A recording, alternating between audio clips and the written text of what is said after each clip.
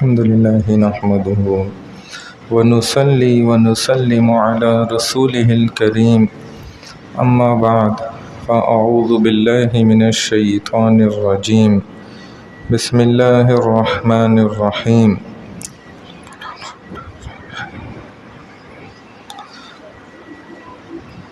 یہ جو ہم روزانہ عصر کے بعد کچھ تھوڑی سی 2-4 منٹ بات کرتے ہیں، یہ ہم محلے والے حضرات کے لیے ہی بات کرتے ہیں۔ اگر وہی حضرات اٹھ کر چلے جائیں گے اور 2 منٹ بھی بات نہیں سنیں گے تو یہ حیرت کی بات ہے۔ اگر 2-3 منٹ بھی ہم مسجد میں نہیں دے سکتے، پھر ہم شکایتیں کرتے ہیں کہ ہماری زندگی میں بے برکتیاں ہیں، اداسیاں ہیں، ہمارے زندگی میں ظلم ہے، اندھیریاں ہیں، مصائب ہیں، مشکلات ہیں، تو یہ ہمارا رونا دھونا بھی غلط ہے۔ یہ پھر اللہ کی طرف سے بالکل صحیح ہے۔ اسی لیے تھوڑا سا اہتمام کرنا چاہیے، 2-4 منٹ یہ ہم دین کی بات کرتے ہیں۔ ہم چندہ تو نہیں جمع کرتے کہ ہم سب کو کہتے ہوں کہ بھائی 50-50 100 روپے ڈالو ادھر۔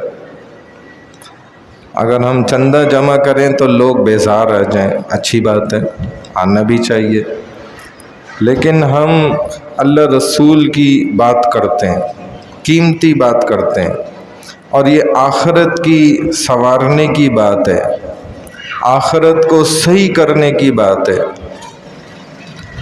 آپ کو شاید جو ہے اندازہ ہوگا کہ میں 1 گھنٹے کے سفر کر کے آتا ہوں روزانہ، الحمدللہ اللہ نے مجھے توفیق دی ہے۔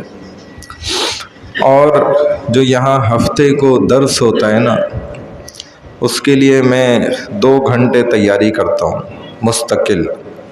جو اتوار کو بیان ہوتا ہے اس کے لیے میں 3 گھنٹے تیاری کرتا ہوں، 3 گھنٹے۔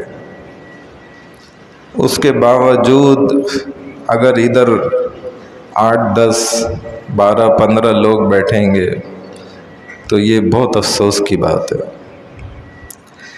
کہ میں تو اپنی طرف سے پوری کوشش کر رہا ہوں، اگر آپ اپنی طرف سے کوشش نہیں کریں گے تو بھائی کل کو میں ذمہ دار نہیں ہوں، آپ خود اپنے ذمہ دار ہیں۔ بہرحال اس بارے میں ضرور تھوڑا سا سوچیں۔ ہم بات کر رہے ہیں برکت پر، تو اللہ والے نا برکت میں ایک اہم چیز جو انسان کا لقمہ پیٹ میں جاتا ہے نا، اس کو فرماتے ہیں کہ یہ حلال ہونا چاہیے اور مشکوک بھی نہ ہو۔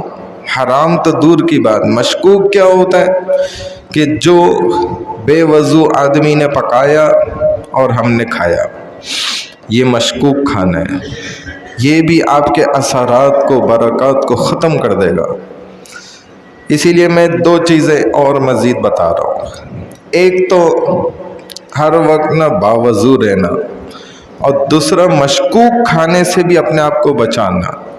جو بازار کے کھانے ہیں نا، ان سے اپنی حفاظت کرنا۔ اللہ والے کیا کرتے تھے، خود اپنی زمین میں بیج بوتے تھے، جب اگتا تھا اسے خود اپنے ہاتھوں سے کاٹتے تھے اور خود پکا کے کھاتے تھے، باوضو رہتے تھے۔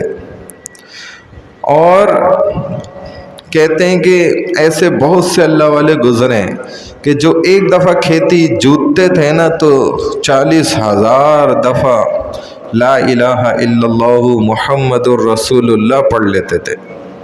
اب آپ اندازہ کریں کہ ان کے کھانے میں کس قدر برکت ہوتی ہوگی، کیسی رحمتیں اترتی ہوں گی۔ تو انسان کے پیٹ میں جو کھانا جاتا ہے نا، یہ بھی بازار کا کھانا بھی نہیں ہونا چاہیے۔ یہ صاف ستھرا کھانا ہو، باوضو پکانے والا ہو، نمازی پکانے والا ہو، گناہ سے بچنے والا پکانے والا ہو۔ اب دیکھ لیں ہم کس قدر، یہ تو آپ اگر سارے اعمال بھی کر رہے ہیں نا، یہ ایک عمل چھوٹا ہوا ہے کہ آپ کے پیٹ میں جو کھانا جا رہا ہے وہ بے وضو آدمی پکاتا ہے، یا بے وضو عورت پکاتی ہے، یا بے پردہ عورت پکاتی ہے، یا گناہوں میں لت پت انسان پکاتا ہے، بے نمازی پکاتا ہے، تو وہ جو اندر برکات ہے نا وہ ختم ہو جائیں گی۔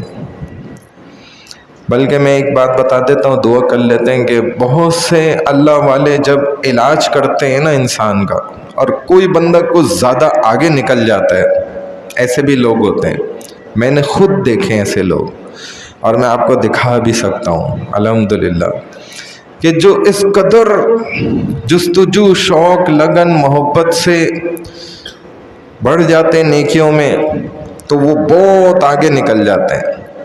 ان کا علاج کرنے کے لیے ایک طریقہ یہ بھی اختیار کیا جاتا ہے، یعنی کہ ان کو پیچھے واپس لانے کے لیے نا، کہ ان کو بازار کا کھانا کھلایا جاتا ہے تاکہ اس کے اندر سے یہ طاقت کمزور ہو اور یہ تھوڑا پیچھے آئے، اس کا دماغ صحیح ہو، پیچھے لانے کے لیے۔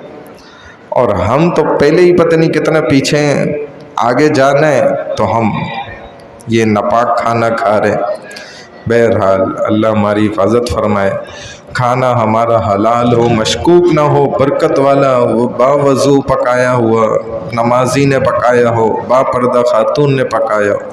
اللہ ہمیں عمل کی توفیق عطا فرمائے۔ سبحان اللہ و بحمدہ، سبحانک اللہم و بحمدک، نشہد ان لا الہ الا انت، نستغفرک و نتوب الیک، برحمتک یا ارحم الراحمین۔